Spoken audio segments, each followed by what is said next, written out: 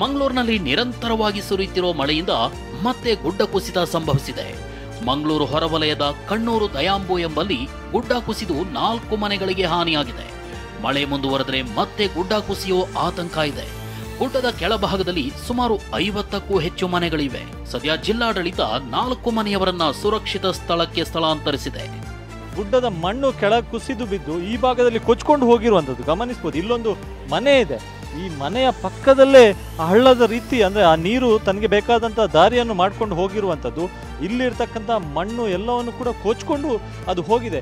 ಇಲ್ಲೇ ಒಂದು ಪಕ್ಕದಲ್ಲಿ ಮನೆ ಇದೆ. ಆ ಮನೆಯ ಪಕ್ಕದಲ್ಲೇ ಈ ಒಂದು ಹಳ್ಳದ ರೀತಿ ಹಾದು ಹೋಗಿರುವಂಥದ್ದು, ಸಂಪೂರ್ಣವಾಗಿ ಅದು ಕೊಚ್ಕೊಂಡು ಹೋಗಿರುವಂಥದ್ದು. ಈ ಮನೆ ಒಳಗೆ ಕೂಡ ಸಂಪೂರ್ಣವಾಗಿ ಕೆಸರು ನೀರು ತುಂಬಿಕೊಂಡಿದೆ. ಗುಡ್ಡದ ಮೇಲ್ಭಾಗದ ಮಣ್ಣು ಒಳಭಾಗಕ್ಕೆ ಬಂದಿರೋದ್ರಿಂದಾಗಿ ಸಂಪೂರ್ಣವಾಗಿ ಮನೆ ಒಳಗೆ ಹಾನಿ ಆಗಿರುವಂಥದ್ದು. ಇನ್ನು ಮಂಗಳೂರಿನ ಕುಂಡಾಲಬೊಟ್ಟು ಬಳಿ ಕಾಂಕ್ರೀಟ್ ತಡೆಗೋಡೆ ಕುಸಿದು ಮನೆ ಮೇಲೆ ಬಿದ್ದಿದೆ. 10 ಅಡಿಯ ಭಾರೀ ಗಾತ್ರದ ತಡೆಗೋಡೆ ಕುಸಿತದಿಂದ ಇದೀಗ 2 ಮನೆಗಳು ಕೂಡ ಕುಸಿಯುವ ಭೀತಿ ಎದುರಾಗಿದೆ. ಭಾರೀ ಮಳೆಯಿಂದಾಗಿ ಶಿರಾಡಿ ಘಾಟ್ ರಸ್ತೆಯಲ್ಲಿ ಹೊಸದಾಗಿ ನಿರ್ಮಿಸಿದ್ದ ರಸ್ತೆಯ ತಡೆಗೋಡೆ ಕೊಚ್ಚಿ ಹೋಗಿದೆ. ಹಾಸನ ಜಿಲ್ಲೆಯ ಆನೆಮಹಲ್ ಬಳಿ ಸುಮಾರು 100 ಮೀಟರ್ ಉದ್ದಕ್ಕೂ ರಸ್ತೆ ಸುರಕ್ಷತೆಗೆಂದು ನಿರ್ಮಿಸಿದ್ದ ಗೇಬ್ರಿಯನ್ ವಾಲ್ ಕುಸಿದಿದೆ. ಇತ್ತ ಚಿಕ್ಕಮಗಳೂರು ಜಿಲ್ಲೆಯ ಶೃಂಗೇರಿ ತಾಲೂಕಿನ ಸಾಲ್ಮರ ಬಳಿ ಸೊಲ್ಲಾಪುರ ಮಂಗಳೂರು ರಾಷ್ಟ್ರೀಯ ಹೆದ್ದಾರಿ 169ರಲ್ಲಿ ಭೂಕುಸಿತ ಸಂಭವಿಸಿದೆ. ವಾಹನ ಸವಾರರು ಆತಂಕದಲ್ಲೇ ಸಂಚಾರ ಮಾಡುತ್ತಿದ್ದಾರೆ. ಕೊಡಗು ಜಿಲ್ಲೆಯಲ್ಲಿ ಭಾಗಮಂಡಲ ತ್ರಿವೇಣಿ ಸಂಗಮ ಸಂಪೂರ್ಣ ಜಲಾವೃತವಾಗಿದೆ. ಕಾವೇರಿ, ಲಕ್ಷ್ಮಣ ತೀರ್ಥ, ಗರಗಂದೂರು ನದಿಗಳು ಅಪಾಯದ ಮಟ್ಟ ಮೀರಿ ಹರಿಯುತ್ತಿವೆ. ಇತ್ತ ಕಲಬುರಗಿಯ ಜೇವರ್ಗಿ ತಾಲೂಕಿನ ಗುಡೂರು ಗ್ರಾಮದಲ್ಲಿ ಮನೆಗೋಡೆ ಕುಸಿದು 10 ವರ್ಷದ ಬಾಲಕ ಶಿವಪ್ಪ ದುರ್ಮರಣವನ್ನೊಪ್ಪಿದ್ದಾನೆ. ಗಾಯಗೊಂಡ ಅಜ್ಜಿಗೆ ಚಿಕಿತ್ಸೆ ನೀಡಲಾಗುತ್ತಿದೆ.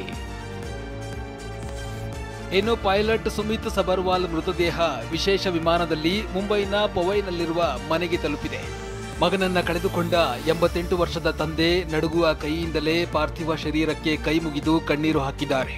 ಸುಮಿತ್ ಕುಟುಂಬದವರು, ಸ್ನೇಹಿತರು, ಆಪ್ತರು ವಿಮಾನ ದುರಂತದ 5 ದಿನಗಳ ಬಳಿಕ ಅಂತಿಮ ವಿದಾಯ ಹೇಳಿದ್ದಾರೆ. ಅಹಮದಾಬಾದ್ ವಿಮಾನ ದುರಂತದ ಬೆನ್ನಲ್ಲೇ ಏರ್ ಇಂಡಿಯಾದ 7 ವಿಮಾನಗಳ ಸಂಚಾರ ರದ್ದಾಗಿದೆ. ರದ್ದಾದ 7 ವಿಮಾನಗಳ ಪೈಕಿ 6 ವಿಮಾನಗಳು ಬೋಯಿಂಗ್ನ ಡ್ರೀಮ್ ಲೈನರ್ ವಿಮಾನಗಳಾಗಿವೆ. ಮಂಗಳವಾರ ಒಂದೇ ದಿನ 7 ಏರ್ ಇಂಡಿಯಾ ವಿಮಾನ ಹಾರಾಟ ರದ್ದಾಗಿದೆ. ದೆಹಲಿಯಿಂದ ದುಬೈಗೆ ಹೊರಟಿದ್ದ ಏರ್ ಇಂಡಿಯಾ 915 ವಿಮಾನ, ದೆಹಲಿಯಿಂದ ವಿಯೆನ್ನಾಗೆ ಹೊರಟಿದ್ದ ಏರ್ ಇಂಡಿಯಾ 153, ದೆಹಲಿಯಿಂದ ಪ್ಯಾರಿಸ್ಗೆ ಹೊರಟಿದ್ದ ಏರ್ ಇಂಡಿಯಾ 143, ಅಹಮದಾಬಾದ್ನಿಂದ ಲಂಡನ್ಗೆ ಹೊರಟಿದ್ದ ಏರ್ ಇಂಡಿಯಾ 159 ರದ್ದಾಗಿದೆ. ಇನ್ನು ದೆಹಲಿಯಿಂದ ಲಂಡನ್ಗೆ ಹೊರಟಿದ್ದ ಏರ್ ಇಂಡಿಯಾ 165 ಸೇವೆ ಸ್ಥಗಿತಗೊಂಡಿದೆ. ಲಂಡನ್ನ ಗ್ಯಾಟ್ವಿಕ್ನಿಂದ ಅಮೃತ್ಸರ್ಗೆ ಹೊರಟಿದ್ದ ಏರ್ ಇಂಡಿಯಾ 170 ಹಾಗೂ ಮುಂಬೈನಿಂದ ಸ್ಯಾನ್ ಫ್ರಾನ್ಸಿಸ್ಕೋಗೆ ಹೊರಟಿದ್ದ ಏರ್ ಇಂಡಿಯಾ 179 ಹಾರಾಟ ಸಹ ರದ್ದಾಗಿದೆ. ವಿಮಾನಗಳ ಪರಿಶೀಲನೆಗೆ ಡಿಜಿಸಿಎ ಆದೇಶ ಹಿನ್ನೆಲೆಯಲ್ಲಿ ಈ ವಿಮಾನಗಳ ಹಾರಾಟವನ್ನ ರದ್ದು ಮಾಡಲಾಗಿದೆ ಎನ್ನಲಾಗ್ತಿದೆ. ಅಹಮದಾಬಾದ್ ವಿಮಾನ ದುರಂತದ 5 ದಿನಗಳ ಬಳಿಕ ಬೋಯಿಂಗ್ನ ವಾಣಿಜ್ಯ ವಿಮಾನಗಳ ಮುಖ್ಯಸ್ಥೆ ಸ್ಟೆಫನಿ ಪೋಪ್ ಟಾಟಾ ಸನ್ಸ್ ಅಧ್ಯಕ್ಷ ಎನ್ ಚಂದ್ರಶೇಖರ್ ಅವರನ್ನ ಭೇಟಿಯಾಗಿದ್ದಾರೆ. ಗುರುಗ್ರಾಮದಲ್ಲಿರುವ ಏರ್ ಇಂಡಿಯಾ ಪ್ರಧಾನ ಕಚೇರಿಗೆ ಭೇಟಿ ನೀಡಿದ ಸ್ಟೆಫನಿ ಪೋಪ್ ದುರಂತದ ಬಗ್ಗೆ ಚರ್ಚಿಸಿದ್ದಾರೆ. ಬೋಯಿಂಗ್ ವಿಮಾನ ತಯಾರಿಕೆ ಸಂಸ್ಥೆಯ ಅಧಿಕಾರಿಗಳು ಹಾಗೂ 700 ಉದ್ಯೋಗಿಗಳ ಜೊತೆ ಚಂದ್ರಶೇಖರನ್ ಚರ್ಚೆ ನಡೆಸಿದ್ದಾರೆ.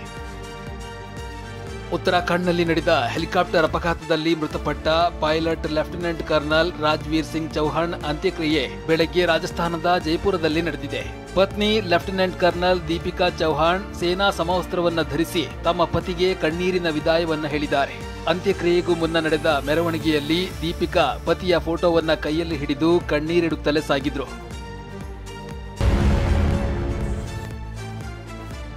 ಚಿನ್ನಸ್ವಾಮಿ ಸ್ಟೇಡಿಯಂ ಕಾಲ್ತುಳಿತದಲ್ಲಿ 11 ಆರ್ಸಿಬಿ ಅಭಿಮಾನಿಗಳ ಸಾವಿನ ಪ್ರಕರಣದ ಕುರಿತು ಹೈಕೋರ್ಟ್ ವಿಭಾಗೀಯ ಪೀಠದಲ್ಲಿ ಪಿಐಎಲ್ ವಿಚಾರಣೆ ನಡೆದಿದೆ. ರಾಜ್ಯ ಸರ್ಕಾರ ಮುಚ್ಚಿದ ಲಕೋಟೆಯಲ್ಲಿ ವರದಿ ಸಲ್ಲಿಸಿದ್ದು ಹೈಕೋರ್ಟ್ ಪ್ರಶ್ನೆ ಮಾಡಿದೆ. ಪ್ರಕರಣಕ್ಕೆ ಅಮೇಕಸ್ ಕ್ಯೂರಿ ಅಗತ್ಯವಿದೆ ಎಂದು ಹೈಕೋರ್ಟ್ ಅಭಿಪ್ರಾಯಪಟ್ಟಿದೆ. ಆರ್ಸಿಬಿ, ಕೆಎಸ್ಸಿಎ, ಡಿಎನ್ಎ ಸಂಸ್ಥೆಗಳಿಗೂ ಹೈಕೋರ್ಟ್ ನೋಟಿಸ್ ನೀಡಿದ್ದು ಜೂನ್ 23ಕ್ಕೆ ವಿಚಾರಣೆ ಮುಂದೂಡಿದೆ. ಸಿಎಂ ಮತ್ತು ಡಿಸಿಎಂ ರಾಜೀನಾಮೆಗೆ ಒತ್ತಾಯಿಸಿ ರಾಜ್ಯ ಬಿಜೆಪಿ ಫ್ರೀಡಂ ಪಾರ್ಕ್ನಲ್ಲಿ ಪ್ರತಿಭಟನೆ ನಡೆಸಿತು. ಸಿಎಂ, ಡಿಸಿಎಂ ಮುಖವಾಡ ಧರಿಸಿ ಆರ್ಸಿಬಿ ಕಪ್ ಹಿಡಿದು ಕಿತ್ತಾಡುವಂತೆ ಅಣಕು ಪ್ರದರ್ಶಿಸಿದ್ರು.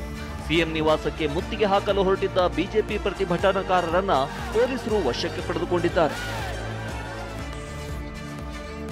ರಾಜೀನಾಮೆಗೆ ಆಗ್ರಹಿಸಿ ಬಿಜೆಪಿ ಪ್ರತಿಭಟನೆಯ ಬಗ್ಗೆ ಸಿದ್ದರಾಮಯ್ಯ ಆಕ್ರೋಶ ಹೊರಹಾಕಿದ್ದಾರೆ. ವಿಮಾನ ದುರಂತದಿಂದ 200 ಜನಕ್ಕೂ ಹೆಚ್ಚು ಮೃತಪಟ್ಟಿದ್ದಾರೆ. ರೈಲ್ವೆ ದುರಂತ, ಬ್ರಿಡ್ಜ್ ಕುಸಿತದಿಂದ ಲೋಪ ಆಗಿಲ್ವಾ? ಆಗ ನಾವು ರಾಜಕೀಯ ಮಾಡಿದ್ವಾ ಅಂತ ವಾಗ್ದಾಳಿ ನಡೆಸಿದ್ದಾರೆ.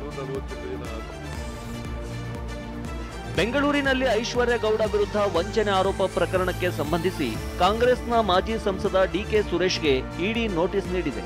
ಜೂನ್ 23ರಂದು ವಿಚಾರಣೆಗೆ ಹಾಜರಾಗುವುದಾಗಿ ಸುರೇಶ್ ಹೇಳಿದ್ದಾರೆ. ಡಿಕೆ ಸುರೇಶ್ ಸಹೋದರಿ ಅಂತ ಹೇಳಿ ಐಶ್ವರ್ಯ ಗೌಡ ವಂಚನೆ ಮಾಡಿರುವ ಆರೋಪ ಹೊತ್ತಿದ್ದಾಳೆ. ಸಮನ್ಸ್ ಬಂದಿರೋದು ನಿಜ ಅಂತ ಕಾಂಗ್ರೆಸ್ ಮಾಜಿ ಸಂಸದ ಡಿಕೆ ಸುರೇಶ್ ಪ್ರತಿಕ್ರಿಯೆ ನೀಡಿದ್ದಾರೆ. ಐಶ್ವರ್ಯ ಗೌಡ ಜೊತೆ ಯಾವುದೇ ಹಣದ ವ್ಯವಹಾರ ಮಾಡಿಲ್ಲ ಅಂತ ಸ್ಪಷ್ಟಪಡಿಸಿದ್ದಾರೆ.